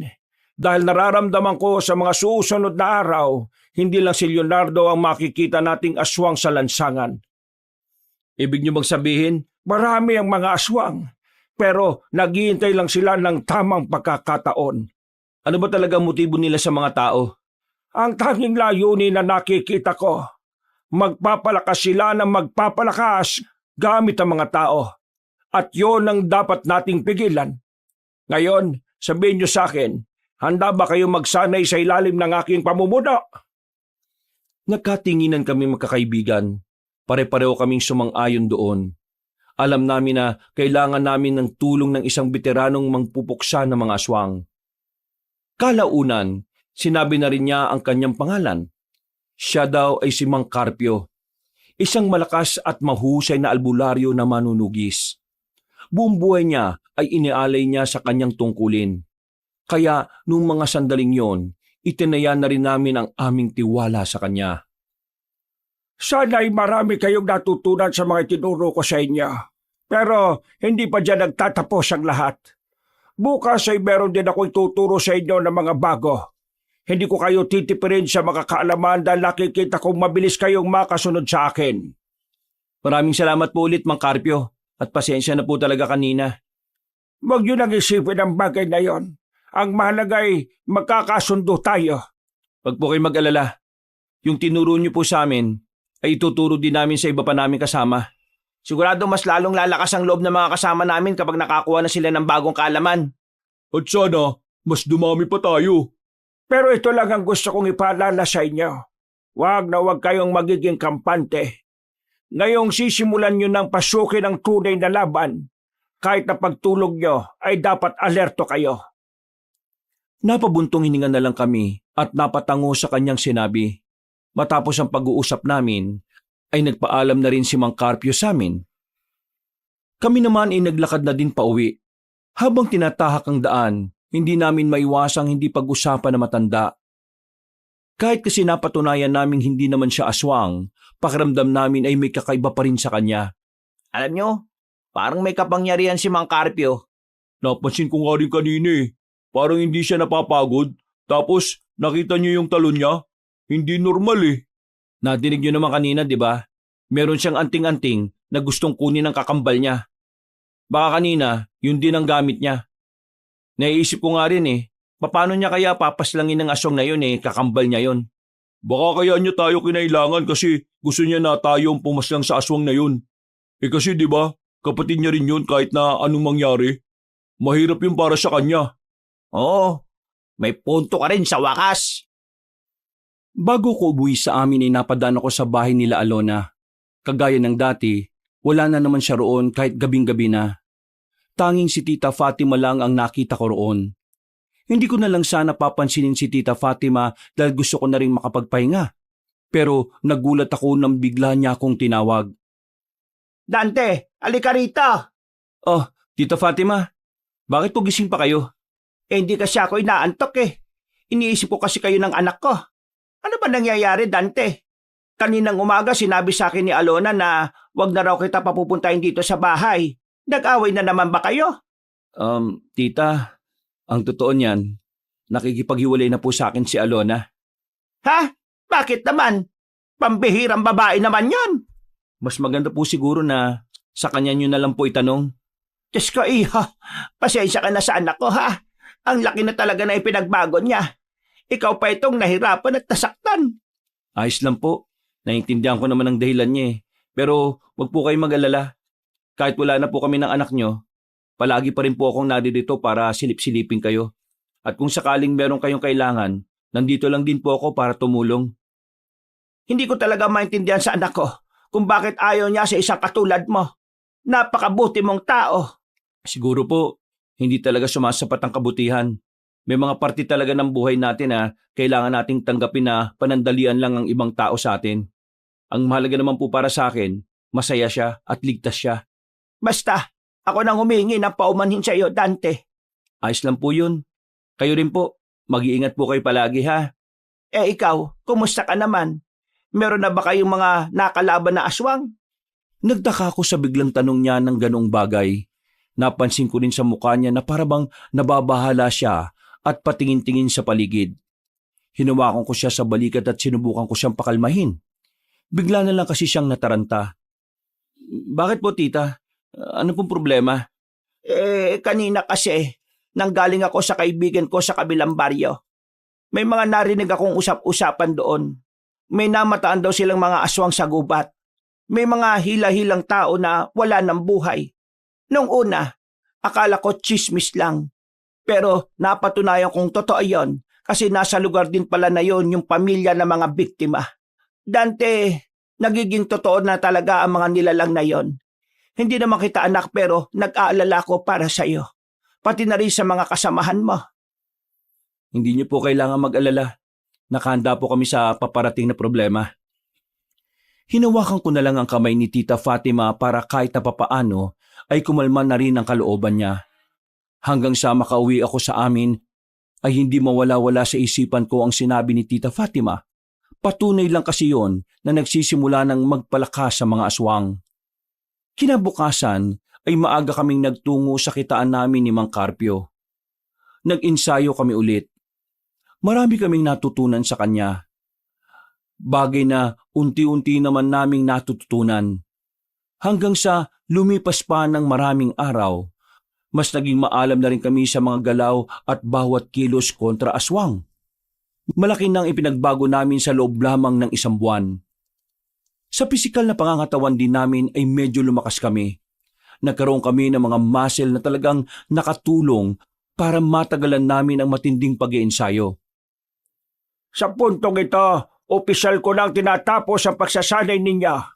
Binabati ko kayo. Ayos! Ibig sabihin ba nito handang-handa na kaming haharap sa mga aswang? Pero huwag ka muna maging masaya. Saka ka na magdiwang kapag nagamit mo na mismo sa mga aswang ang lahat ng natutunan mo. Maraming salamat po, Mang Carpio. Hindi namin inakala na darating ang araw na merong kagaya mo na magtuturo sa amin. Dahil sa inyo, pati ang mga kasama namin ay maalam na rin sa pakikipaglaban. Hindi ito mangyayari kung hindi dahil sa inyo. Lahat ng natutunan ko ay natutunan ko lang din mula sa mga nakatatanda sa akin. Lalo na sa aking lolo. Kaya ipinapasa ko lang ang mga kaalaman na yon sa mga batang henerasyon. Paano? Umuwi na muna kayo sa inyo. At bukas ng hapon magkita tayo ulit. Isasama nyo na ang mga kasamahan ninyo. Sisimulan na nating tugisin ng mga aswang. Masayang nagpaalam sa amin si Mang Carpio. Pinagmasdan muna namin siyang makalayo bago kami tuluyang naglakad paalis. Dakong 6:00 ng hapon, tumunog ang dipindot kong cellphone. Pagtingin ko, hindi kilalang numero ang nagpakita roon. Kaya hindi ko yun sinagot. Bakit hindi mo sinagot? Baka mamaya importante. Hindi ako sumasagot ng mga numerong hindi nagpapakilala. Sagutin mo na, baka mamaya si Mang Carpio yan. Dinala-dala mo pa, hindi mo rin naman pala gagamitin yung cellphone mo. Dinala ko lang naman to para may ilaw tayo sa daan sakaling abutin tayo ng dilim sa gubat. Sagutin mo na kasi. Wala namang mawawala sa iyo kung sasagutin mo. Patay mo kaagad ang tawag kung hindi mo kilala yung nagsasalita. Baka mamaya, pagsisihan mo pa na hindi mo sinagot yan, sige ka. Dahil sa pamimilit nila, ay napagdesisyonan ko na lang na sagutin ang tawag. Pagkarinig ko sa kabilang linya, dumaloy na agad ang kaba sa sistema ko. Hello? Sino to? Dante, tulungan mo ako pakiusap. Alona? Teka, anong nangyayari sa'yo? Merong humabol sa akin. Mga limaw, kukunin nila ako pakiusap. Nasaan ka?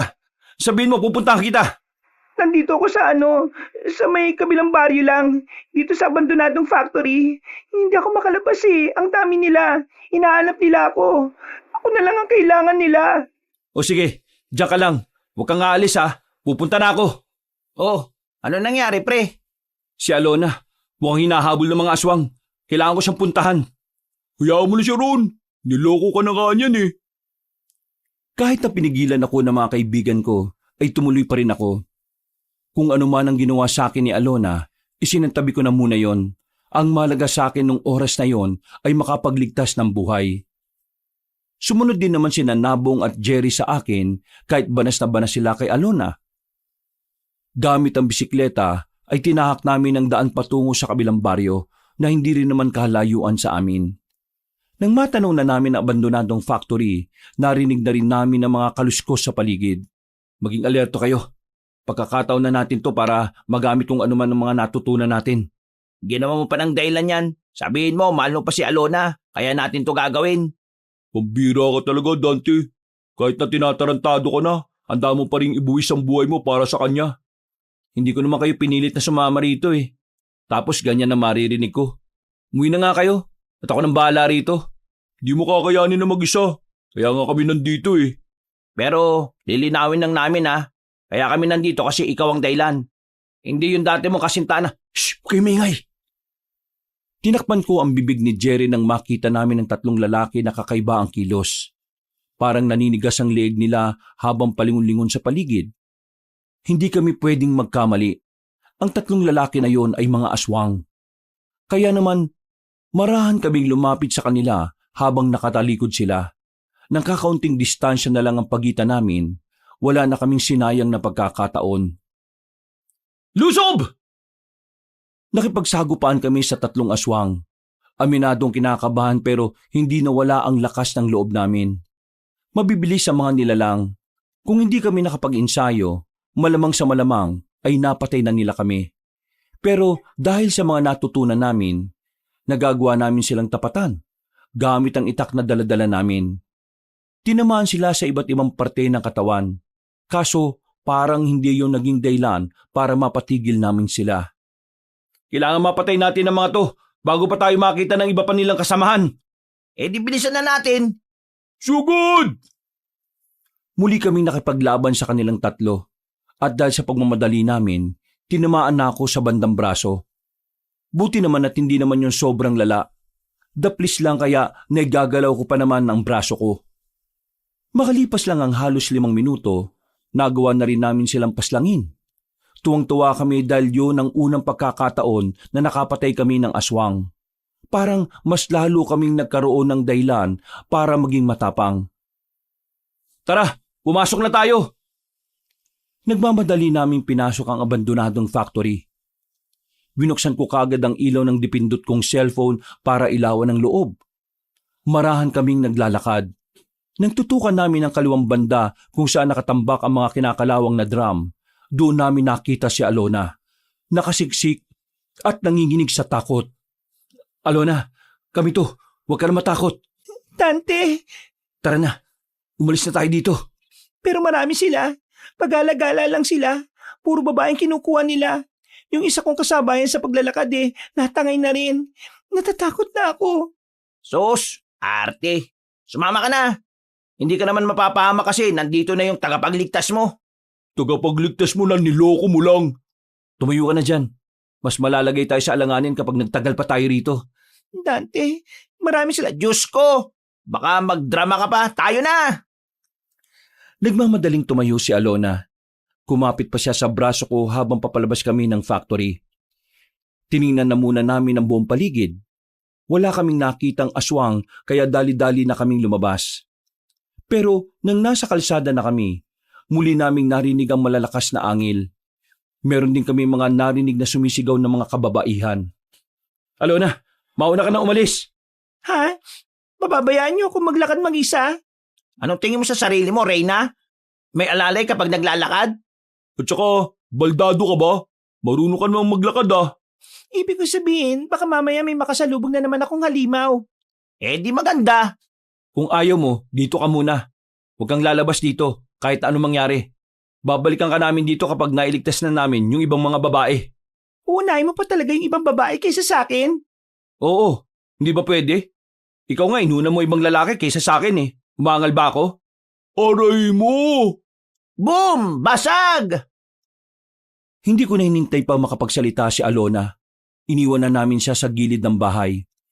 Kahit na masakit na ang braso ko, hindi ko yun pinansin. Nakatuon ang atensyon ko kung paano namin maililigtas sa mga babae na kinuha ng mga aswang. Nang makarating na kami roon, napatago muna kami sa halamanan nang makita namin ang mga aswang na nasa bakuran ng lumang bahay. Nakaluhod ang mga babae at sa pagkakataong yon, nakabusal na ang bibig. Binabantayan sila ng maraming aswang. At ilang sandali lang, nakita na rin namin ang kakambal ni Mang Carpio na si Leonardo. Hindi tayo pwedeng basta-basta na lang lumapit. Hindi natin alam kung anong kakayahan nitong si Leonardo eh. Paano natin ililigtas yung mga babae? Kailangan natin mag-ingat. Isang pagkakamali lang natin. Pwede nilang kainin agad yung mga bihag nila. Inobserbahan namin ang paligid. Wala kaming makitang daan na pwede naming magamit para makalapit ng di nararamdaman. Mga ilang sandali lang, may dumating pang mga aswang na may bitbit na 2 babae. Nasa 6 na ang nakuha nila. 6 na muna ang dadalhin natin siya ngayon. Malaki na ang may tutulong nito mga babae ito para makadagdag sa pisikal na lakas natin. Sige na, palad ka rin nyo mga babae dyan. Nabahala kami nang makitang paalis na sila. Kahit na gusto naming tulungan ng mga yon, hindi rin naman namin magawa. Masyadong sugal ang gagawin namin kung haharapin namin sila ng kaming 3 lang. Ano? Wala ba tayong gagawin? Papalis na sila oh. Wala, hindi tayo magpapakita sa kanila. Oh? Hayaan lang natin silang mamatay? Nabong, hindi natin to pwedeng ipilit. Alam mong hindi natin sila kakayanin. Mamamatay lang tayo. Kaya ayos lang na mamatay sila. Hindi ayos yun. Ano ka ba naman? Ang sinasabi ko lang naman, kailangan nating piliin ang sarili natin ngayon dahil mas wala tayong magagawa kung pati tayo mamamatay. Masakit mang isipin, pero may mga pagkakataon talagang wala tayong magagawa. Hindi natin sila pababayaan. Susundan natin sila ngayon. Aalamin natin kung saan nila dadalhin ng mga babaeng yon at saka natin sasabihin kay Mang Carpio. Paano kung pagbalik natin, pinatay na nila yung mga babae? Hindi natin makokontrol ang sitwasyon, Nabong. Kaya gawin na lang natin kung ano makakaya natin. Kung sakali mang ganun na mangyari, wala na tayong magagawa. Pero ipagdasal na lang natin na sana buhay pa sila pagbalik natin. Kahit na delikado at palihim naming sinundan ng mga aswang, wala silang kamalay-malay na nakabuntot kami sa kanila. Makalipas lang ang halos kalahating oras na paglalakad, natanaw namin silang merong pinasukang butas, parang isang lagusan papunta sa ilalim ng lupa. Sa puntong yon, hindi na kami lumapit sa kanila. Sapat na para sa amin na malaman namin kung saan sila naglulungga. Agad na rin kaming umalis doon.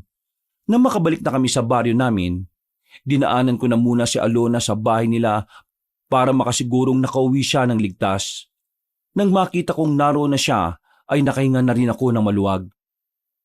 Dante, sandali. Bakit? May sasabihin ka pa ba? Gusto ko lang magpasalamat. Hindi na kailangan. Ginawa ko lang naman kung anong nararapat. Sinaktan kita, niloko, ginamit. Pero bakit mo ako niligtas? Kagaya nga na sinabi ko, ginagawa ko lang kung ano ang nararapat. Hindi kita niligtas kasi may nararamdaman pa ako sa'yo. Niligtas kita dahil misyon naming makapagligtas ng buhay. Sa susunod, huwag ka nang uuwi ng alanganin ha. Maraming aswang ang gumagala ngayon para manguha ng mga babae. Maawa ka sa nanay mo. Palagi na lang siya nag-aalala sa'yo. O ano? Nanginaya ka na no? Yung lalaki minamalit mo, siya pa palang may kakayahang protektahan ka sa kapahamakan.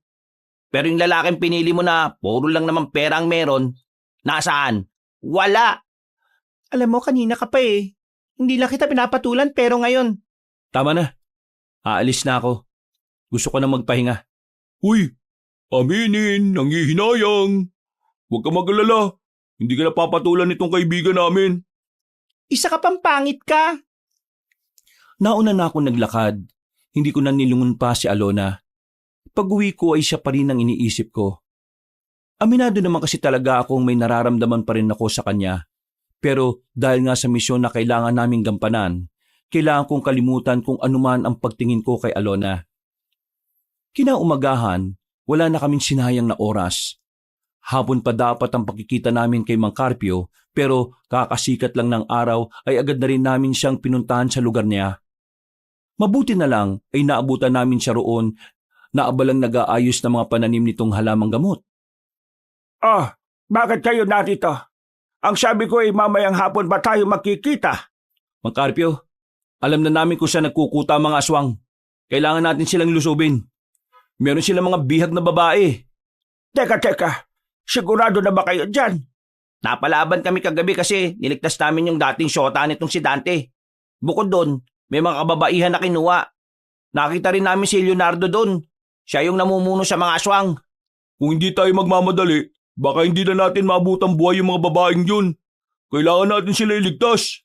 Ihanda niyo mga tao ninyo. Ihanda ko rin naman ang sakin. Makita tayo sa tagpuan. Dali-dali naming binalikan ng iba naming kasama.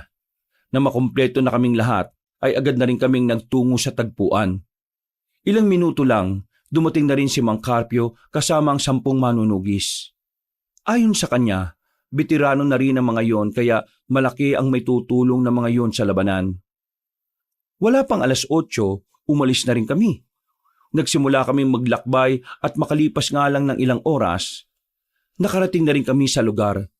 Nakatago lang muna kami sa gilid habang nag-oobserba sa paligid. Mang Carpio, yung nakikita mong tambak ng dayami, ayan yun, may butas dyan pababa, may lagusan papunta sa ilalim ng lupa. Hindi pa rin nagbabago si Leonardo. Ugali pa rin niyang maglungga sa ilalim ng lupa.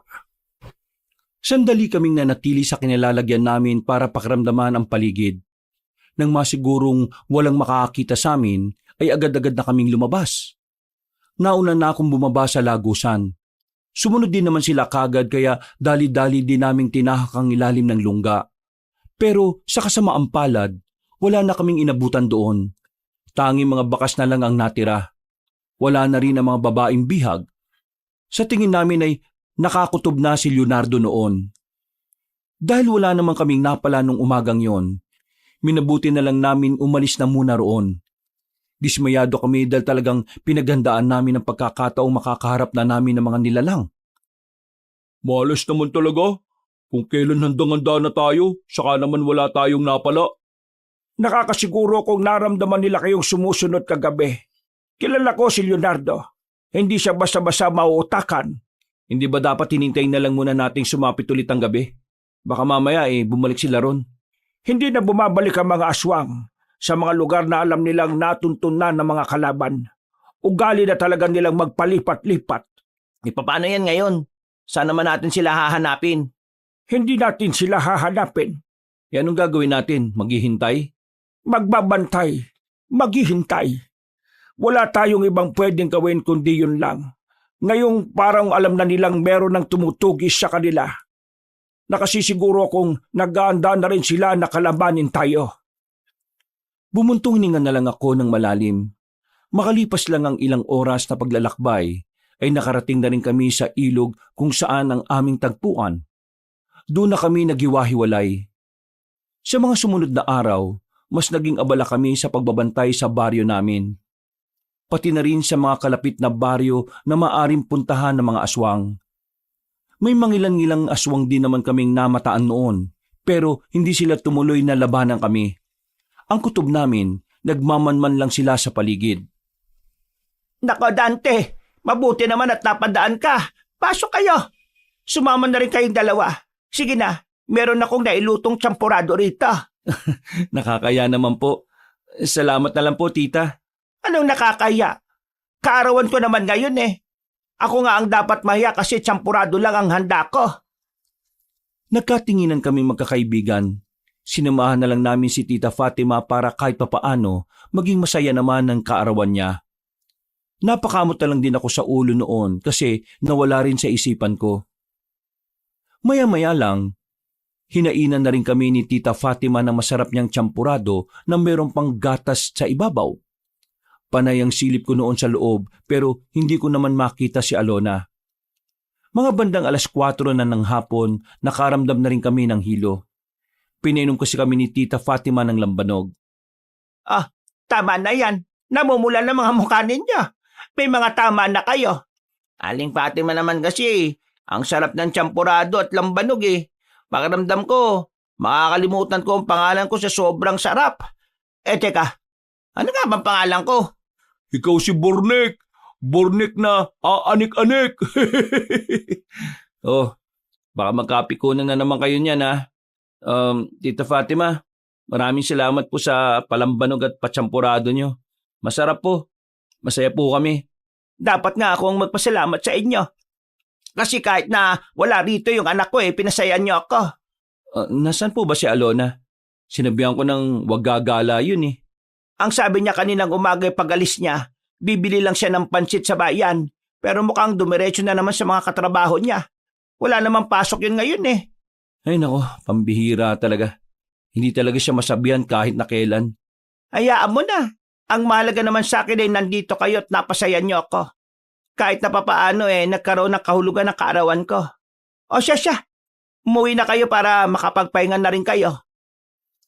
Nagpaalam na rin kami kay tita ng mga sandaling yon, Kabanong. Paggewang-gewang na ang lakad ng dalawa kong kasama.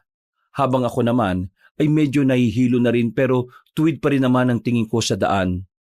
Noong mga oras na yon ay nawala na sa isipan namin ang posibilidad na pag-atake ng aswang sa araw na yon. Nakampante kami at ang tanging nasa isip na lang ay makapagpahinga. Diniretso ko na lang din si Nabong at Jerry sa bahay ko, tutal mag-isa lang naman ako roon. Bagsag kagad ang dalawa sa papag. Habang ako naman ay sa lapag na lang humiga. Hindi ko na namalaya na nakaidlip na pala ako. Ha? Ano yun? Nagising na lang ako dahil sa mga narinig ko. Pagbukas ko ng bintana, natanaw kong nagkakagulo ang mga tao sa hindi kalayuan. Mabilis kong ginising ang dalawa kong kaibigan. Pinagsasasampal ko sa mukha kaya bumangon sila kaagad. Bakit ka ba nananampal? Nakakainis. Inaantok pa ako eh. Ba problema? Nakakagulo ngayong gabi. Maghanda kayo. Ha? Nagkakagulong alin? Namulagat ang mga mata nila. Dito nila napagtanto kung ano ang nais kong sabihin. Kanya-kanya kaming kuha ng itak namin sa likod ng pintuan. Paglabas namin ng bakuran, mula sa kinatatayuan namin ay natanaw na namin ang mga aswang. Dali-dali namin pinuntahan yon. Mabuti na lang ay nauna na ang iba naming kasamahan na nakipaglaban sa mga nilalang. Medyo nakonsensya ako noon dahil wala kaming kamalay-malay sa mga nangyayari. Habang natutulog kami, marami na ang nasugatan. Nang makakuha na kami ng pagkakataon ay nagtipon-tipon na ang samahan namin. Sandali kaming nag-usap-usap kung ano ang mga gagawin. Nang magkaintindihan na kami, ay muli kaming sumabak sa labanan. Pero hindi namin maiwasang hindi maluha sa dami ng aswang na nasa paligid. Ang dami nito! Hindi ba darating sila Mang Carpio? Hindi tayo tatagal sa mga to. Tibayan nyo lang. Kailangan natin makatagal hanggang sa makarating na ang backup natin. Makalipas lang ang halos 10 minutong pakikipaglaban, marami nang sugatan sa hanay namin. Kaya habang tumatagal, mas lalong nagiging malinaw para sa akin na hindi namin kakayanin ng mga aswang kung bilang lang ang labanan. Tulungan natin yung mga kasama nating sugatan, bilis! Sinamantala namin ng sandaling hindi umaatake ang mga aswang. Hinila namin ang iba para dalhin sa gilid. May malalalim na kalmot ang karamihan sa kanila. Dahilan para hindi na rin sila pwedeng sumalang sa labanan. Kahit na alam kong alanganin, hindi ako pinanghinaan ng loob. Sa halip, bumalik ako ulit sa gitna at hinamon ng mga aswang. Kinailangan kong doblehin ang tapang ko para malaman ng mga aswang na hindi namin sila aatrasan. Ano? Bakit kayo tumigil? Kalabanin niyo ako! Kahit ako lang mag-isa at lahat kayo! Uy! Buwang ka ba? Ano pinagsasabi mo? Huwag ka magpakabayani, Dante! Nandito pa kami! Asikasuhin niyo yung mga kasamahan natin. Kailangan nila kayo. Ako nang bahala sa mga ito. Hindi ko na nadugtungan ang sasabihin ko nang biglang umatake sa akin ng mga aswang. Dali-dali ko naman silang sinabayan. Nagamit ko na ang mga naituro sa akin ng Mang Carpio sa mga pagkakataong yon. Pero kahit na ganon, hindi ko pa rin sila maubos-ubos. Kapag may tinatamaan ako, may nakakatama rin sa akin. Habang tumatagal, nasisilip ko na kung saan hahantong ang pakikipaglaban ko sa kanila. Kaya ang tinatak ko na lang sa utak ko, lalaban ako hanggang dulo. Dudumugin na sana nila ako nang biglang nagdatingan sila Mang Carpio. Kasama niya ang mga kapwa niya albularyo at manunugis. Pinagtatatagan nila ang mga aswang.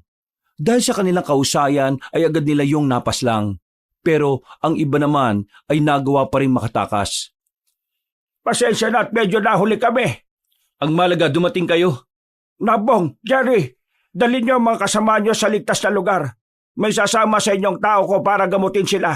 Dante, kaya mo pa ba? Oo, kayang-kaya ko pa.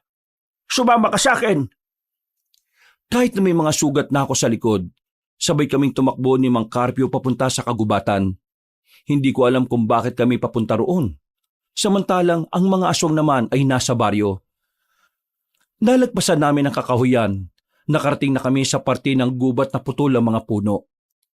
Inabutan namin doon si Leonardo. Kaswal lang na nakaupo habang kumakain ng mansanas. Hindi ka pa rin nagbabago, Carpio. Malakas pa rin talaga ang radar mo. Naalaman mo kagad na narito ako. O baka naman gamit mo ang anting-anting. Ang tagal mong nagtago. Akala ko pinili mo ng mamuhay ng payapa. Pero ito palang ginagawa mo, Leonardo. Itigil mo na ang mga binabalak mo. Hahantong lang sa kapamakan ng buhay mo. Pambihira ka naman. Mula noon hanggang ngayon, nagpapakakuya ka pa rin sa akin. Ilang minuto lang naman ang tanda mo sa akin. Kung ako sa'yo, ikaw ang tumigil. Samahan mo ako sa mga layunin ko at pagharian natin ang sangkatauhan. Alam mo na noon pa lang, malabong maging parehong pananaw natin.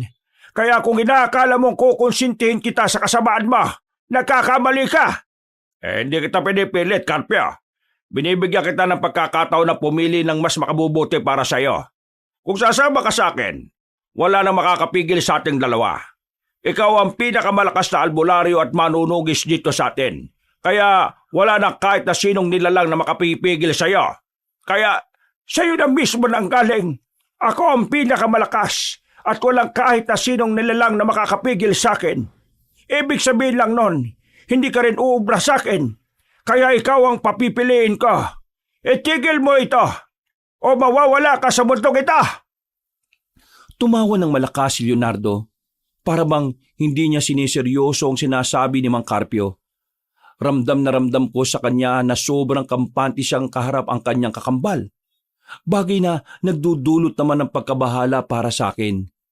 Hindi ko alam pero pakiramdam ko noon, malakas din talaga si Leonardo. Hindi ko alam kung bakit hanggang sa ganitong edad natin malakas pa rin ang loob mo. Dahil ba dyan sa kasama mo? Sino bang isang yan? Natatandaan na kitang binatilyo ka. Isa ka sa mga nakita ko sa harapan ng bahay ko. Bakit ka narito? Nandito ako para tulungan si Mang Carpio na iligpit ka. Iligpit? Ako? Nahihiba ka na yata. Tigilan na natin ang daldalan. Simulan na natin ang labanan. Bago tayo magsimula, gusto ko lang ipaalam sa iyo na pinaghandaan ko ang pagkakataong ito. Ibig sabihin, kayang-kaya kitang paslangin kahit na kakambal kita. Ikaw, kaya mo ba akong patayin? Manahimik ka! Nagulat na lang ako nang biglang tumalon ng mataas si Mang Carpio, patungo kay Leonardo. Namangha ako sa ginawa niya. Hindi ko inakala na ganun pala ang kapangyarihan na meron ng anting-anting na dala niya. Kamao sa kamao ang naging laban nilang dalawa. Bawat suntok ni Mang Carpio ay siya namang nasasalag ni Leonardo. Sa unang bahagi ng laban nila, kitang-kita ko kung paano nakalalamang si Mang Carpio sa galaw at taktika. Walang magawa ang kakambal niya kundi ang umilag lang. Isang malaking pagkakamali mo na binigyan mo ko ng tsansang makaharap ka. Bakit ka nagpapakampante agad? Umiilag pa lang ako, kapatid. Hindi pa ako umatake. Nakakuha ng pagkakataon si Leonardo. Pero sa halip na si Mang Carpio ang aatakihin niya, nanlaki ang mga mata ko nang makita kong sakin siya patungo. Pero dahil maalam na rin ako sa pag-iwas, hindi niya ako nagawang tamaan. Pasimple ko siyang nasugatan sa tagiliran gamit ang hawak kong itak. Tinuruan ko ang batang yan, kaya hindi mo siya dapat maliitin. Buisit! Buisit! Kung yan lang ang kaya mong gawin, hindi ka mananalo kay Mang Carpio. Huwag kang boboses. Marami ka pang kakainin bigas. Tantanan mo siya. Ako muna ang labanan mo. Parang hangin na nakalapit kagad si Mang Carpio kay Leonardo. Dumapo agad ang kamao niya sa panga ng kakambal niya. At dahil doon, nakaramdam ng pagkahilong aswang.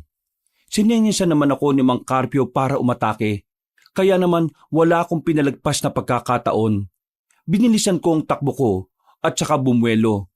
Hinataw ko ng malakas si Leonardo sa dibdib.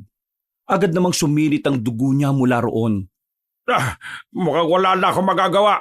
Kailangan ko nang ilabas ang tunay ko kanya.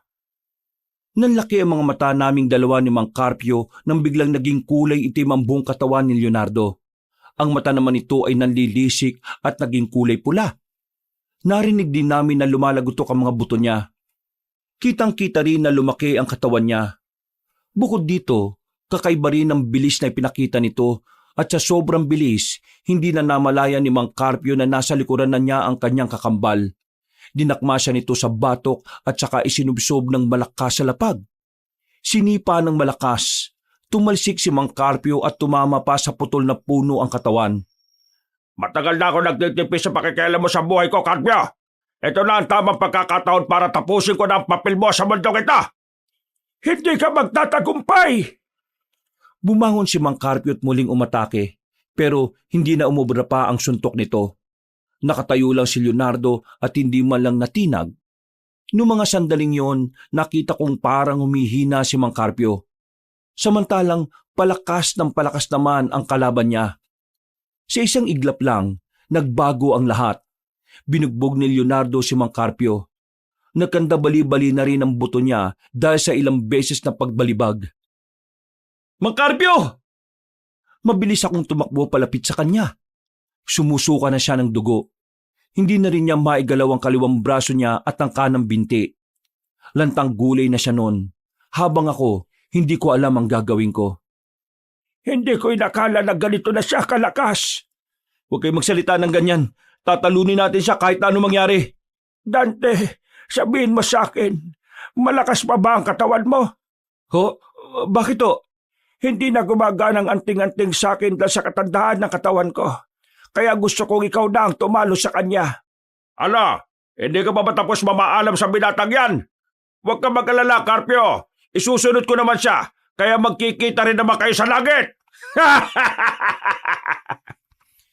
Nabigla na lang ako na may iniluwang bato si Mang Carpio na kulay berde.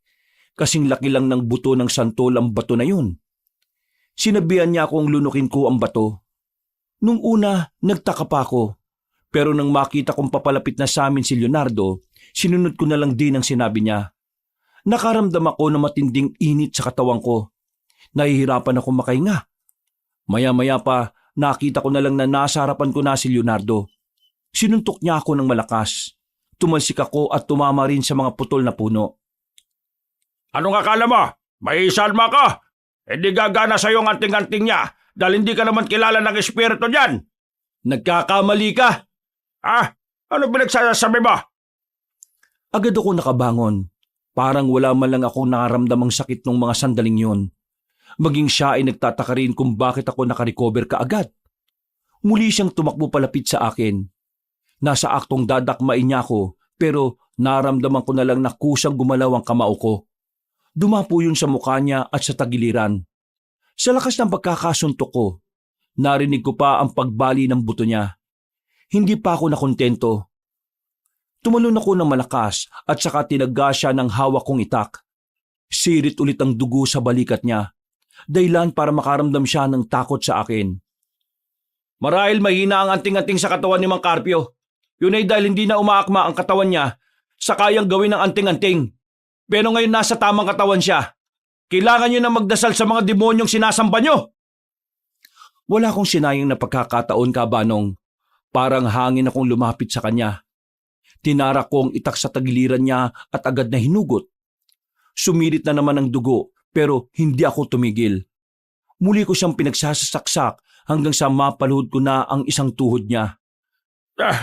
Paano ko magagawang talunin ng isang baguhan? Hindi ka pa rin natututo hanggang ngayon, kapatid. Masyado ka pa rin kampante. Minamalit mo ang mga taong tingin mo ay mas mababa sa'yo. Yan ang ikababagsak mo. Hindi ako magpapatalo. Hindi ako papayag. Kailangan mo nang tanggapin, Leonardo. Hanggang dito na lang ang lahat ng mga pinaplano mo. At sa pagkawala mo, sana mapagtanto mo na walang hahantungan na maganda ang lahat ng kasamaan sa mundong ito. Sinubukan niya pang tumayo, pero gegewang-gewang na siya nung mga sandaling yon. Binuhos niya ang natitira niyang lakas para atakihin ako, pero hindi na niya magawang makatama. Sobrang dali na niyang ilagan dahil mabagal na rin ang mga galaw niya. Pagtingin ko kay Mang Carpio, sumenyas na siya sa akin, pero nakita ko rin sa kanya ang lungkot. Alam kong hindi madali para sa kanya na makitang mawala ang tinuturing niyang kapatid at kakambal. Kaya't laking pasalamat ko na rin na ako ang tatapos kay Leonardo at hindi siya. Nang sa ganon, mas madali niyang matatanggap ang pagkawala ni Leonardo. Tapos ka na ngayon! Tinara ko ang itak sa dibdib niya. Sa puntong yon ay napatigil na rin siya. Nanlalaki ang mga mata. Sumuka ng dugo at ilang beses na naubo. Paggugot ko ng itak ay agad din naman siyang bumagsak. Nakatingin siya sa akin pero ilang sandali lang ay nalagutan na rin siya ng hininga habang nakadilat ang mga mata. Nagawa naming talunin ng mga aswang noong gabing yon, Kabanong. Wala nang natira na kahit isa. Masakit man para kay Mang Carpio ang nangyari, sa kabilang banda ay nagawa pa rin niyang maging masaya. Dahil sa wakas, nabigay na rin niya ang katahimikan para sa kanyang kakambal. Samantala, hindi na binawi sa akin ni Mang Carpio ang anting-anting. Ayon sa kanya, mas magagamit ko ito dahil bata pa ang katawan ko. Sa mga sumunod na taon, mas lalong nakilala ang samahan namin. Si Mang Carpio, naging tagapayo na namin siya. Hindi na niya kaya pang lumaban dahil matapos ang nangyari, hindi na rin niya magawa pang makalakad. Nakaupo na lang siya sa upuan na digulong. Hindi na rin kami nagbalikan ni Alona kahit na nagkaayos naman na kami. Nagbago na siya at nagpakatino. Pero hanggang doon na lang din yon. Itinuon ko na kasi ang buhay ko sa pagiging manunugis para ipagtanggol ang mga tao kontra sa mga aswang. Sa mga naranasan ko, mas naintindihan ko na ang tunay na layunin ng aming samahan. Bukod sa pagkilala, nabuo kami para maging sandalan ng mga taong pilit inaangkin ng kadiliman. Hanggang dito na lang po, Kabanong. Sana'y nagustuhan niyo ang aking kwento. Muli, ako po si Dante. Maraming salamat po sa inyong pagsubaybay. Mga kabangers, mga kayanggaw, si Kabanong po. Bago tayo magwakas ay nagpapasalamat po ako sa lahat ng mga nakinig sa kwento natin ngayong araw na ito. Sana po'y nagustuhan nyo ang kwento natin at kung sakaling nagustuhan nyo nga ito at gusto nyo pa naman ganitong klase ng kwento, sana po'y mag-subscribe kayo sa channel natin lalo na yung mga bago pa lang dito sa channel. At huwag nyo rin pong kalimutang mag-comment at mag-subscribe. Kung medyo nabitin po kayo sa kwento natin, bisitahin nyo rin po yung ibang channel natin. Yung Pamela Clamil kung saan nagnanarita ako bilang Lolo Pael at ako rin po bilang Kabanong. Mag-subscribe na rin po kayo doon kasi konti pa lang ang mga subscriber doon. At kung gusto niyo naman po ng merong pinapanood, iniimbitahan ko po kayong bisitahin ang bagong-bagong channel natin. Ang Kabanong version 2.0 kung saan meron na pong moving images doon na mapapanood. At syempre, may mapakikinggan na rin po kayo na narration na meron pong music and effects. O di ba mas maganda? Kaya sana po'y mag-subscribe kayo para makasama naman kayo sa first 100,000 subscriber ng channel na yon. At para hindi po kayo mahirapan na hanapin yung mga channel na nabanggit, ilalagay po namin sa description o sa pinned comment yung link ng mga channel. Asahan ko po kayo ha. Hanggang sa muling mga kwento, wakas!